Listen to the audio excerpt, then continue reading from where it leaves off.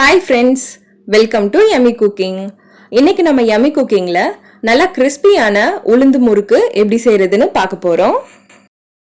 அதுவும் நல்ல ஒயிட்டான கிறிஸ்பியா மொறுமொறுன்னு இருக்கக்கூடிய முறுக்கு எப்படி செய்யறதுன்னு பார்க்கலாம். நீங்களே பாருங்க முறுக்கு எந்த அளவுக்கு நல்ல மொறுமொறுப்பா இருக்குன்னு. இந்த மாதிரி யம்மியான ரெசிபீஸ்க்கு நம்ம Yummy Cooking சேனலை சப்ஸ்கிரைப் பண்ணுங்க. மறக்காம பெல் பட்டனை கிளிக் பண்ணுங்க. முறுக்கு நல்லா ஒயிட்டா மொறுமொறுப்பா எப்படி செய்யறதுன்னு பார்க்கலாம். முறுக்கு செய்யறதுக்கு 1 கிலோ பச்சரிசி எடுத்துக்கோங்க. இத 3ல இருந்து 4 முறை நல்லா வாஷ் பண்ணிட்டு தண்ணி இல்லாம வடிகட்டிட்டு வெயில்ல நல்லா காய வச்சு எடுத்துக்கோங்க. இப்ப பாருங்க அரிசி இந்த அளவுக்கு நல்லா காஞ்சிருக்கணும். இத இந்த மாதிரி பண்ணும்போது அரிசி உடைஞ்சு வரணும். அந்த அளவுக்கு அரிசியை நல்லா காய வச்சு எடுத்துக்கோங்க. அடுத்து 1 கிலோ அரிசிக்கு 250 கிராம் உளுந்து எடுத்துக்கோங்க. உளுந்த இப்ப நம்ம வறுத்து எடுத்துக்க போறோம். ஸ்டவ்வை மீடியம் ஃப்ளேம்ல வச்சுட்டு உளுந்து நல்லா வாசனை வர வரைக்கும் வறுத்து எடுத்துக்கோங்க. உளுந்து கலர் மாறக்கூடாது. 1 கிலோ அரிசிக்கு 250 கிராம் உளுந்து, அப்படி இல்லைன்னா 1 கப் உளுந்துக்கு 4 கப் அரிசி. இந்த மெஷர்மெண்ட்ல நீங்க செய்யும் போதுதான் உங்களுக்கு முறுக்கு நல்லா வெள்ளையாவும் நல்லா கிறிஸ்பியா மொறுமொறுனும் கிடைக்கும். உளுந்து நல்லா வாசனை வர ஆரம்பிச்சிடுச்சு. இப்போ ஸ்டவ் ஆஃப் பண்ணிட்டு இத வேற பிளேட்டுக்கு மாத்தி நல்லா ஆற விட்டுடுங்க. அடுத்து நம்ம காய வச்சிருந்த அரிசியில வறுத்து வச்சிருக்க உளுந்த சேர்த்துடுங்க. சேர்த்துட்டு இத மில்லுல கொடுத்து முறுக்குக்குன்னு சொல்லி நல்லா பவுடரா நைஸா அரைச்சு எடுத்துக்கோங்க. இப்போ முறுக்கு மாவு ரெடி ஆயிடுச்சு. அடுத்து நம்ம முறுக்கு செய்ய ஸ்டார்ட் பண்ணிடலாம். இதுக்கு 2 கப் அளவுக்கு முறுக்கு மாவு எடுத்துக்கோங்க.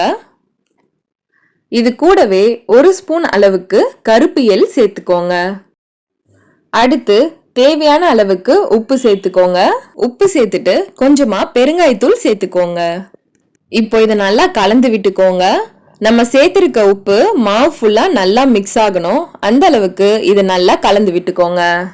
நீங்க கருப்பு எள்ளுக்கு பதில் சீரகம் கூட சேர்த்துக்கலாம். இப்போ இதை நல்லா கலந்து விட்டாச்சு. அடுத்து இதுல கொஞ்சம் கொஞ்சமா தண்ணி சேர்த்து நல்லா முறுக்கு மாவு பதத்துக்கு பிசைஞ்சு எடுத்துக்கோங்க. மாவு ரொம்ப தண்ணியாயிடக்கூடாது. அதனால கொஞ்சம் கொஞ்சமா தண்ணி சேர்த்து நல்லா சாஃப்டா பிசைஞ்சு எடுத்துக்கோங்க. இப்ப பாருங்க தண்ணி கரெக்டான அளவுல இருக்கு. அடுத்து இதுல 2 டேபிள் ஸ்பூன் எண்ணெய் சேர்த்துக்கோங்க. எண்ணெய் சேர்த்துட்டு இதை நல்லா மிக்ஸ் பண்ணி விட்டுக்கோங்க.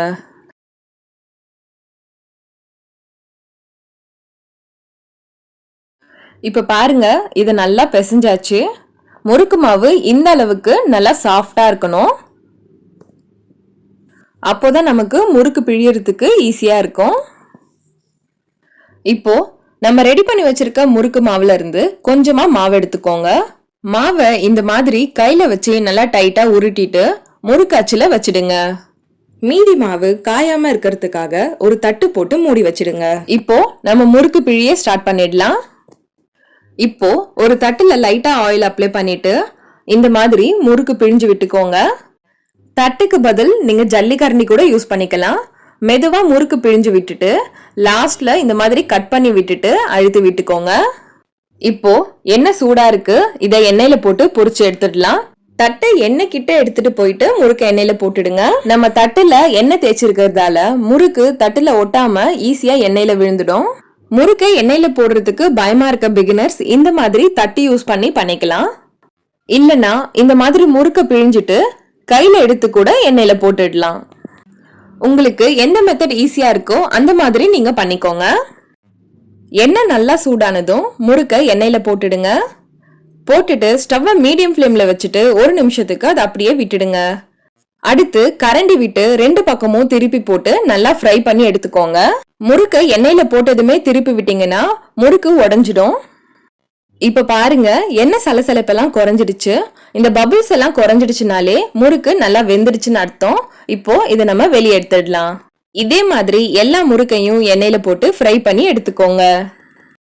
இப்ப பாருங்க நல்லா ஒயிட்டா கிறிஸ்பியா மொறுமொறுன்னு முறுக்கு ரெடி ஆயிடுச்சு. இதே மாதிரி நீங்களும் வீட்ல ட்ரை பண்ணி பாருங்க. ரொம்ப டேஸ்டா இருக்கும். வீட்லயும் எல்லாரும் ரொம்ப விரும்பி சாப்பிடுவாங்க. ஓகே ஃப்ரெண்ட்ஸ், உங்களுக்கு இந்த முறுக்கு பிடிச்சிருந்தா நம்ம யம்மி குக்கிங் சேனலை சப்ஸ்கிரைப் பண்ணுங்க, லைக் பண்ணுங்க, ஷேர் பண்ணுங்க. அண்ட் நீங்க ட்ரை பண்ணி பார்த்துட்டு எப்படி இருந்ததுன்னு கமெண்ட் பண்ணுங்க.